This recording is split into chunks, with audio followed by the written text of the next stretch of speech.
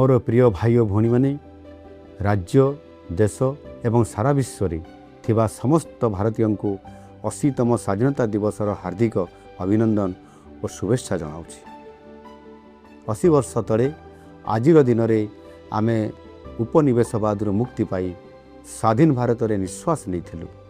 आज स्वाधीन भारतर जय जातार आउ एक गौरवमय फर्द जोड़ी है।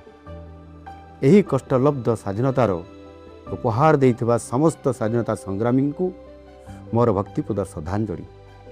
सेमानकर असीम त्याग और बलिदान पाई ये देश सदासर्वदा ऋणी रहिबो।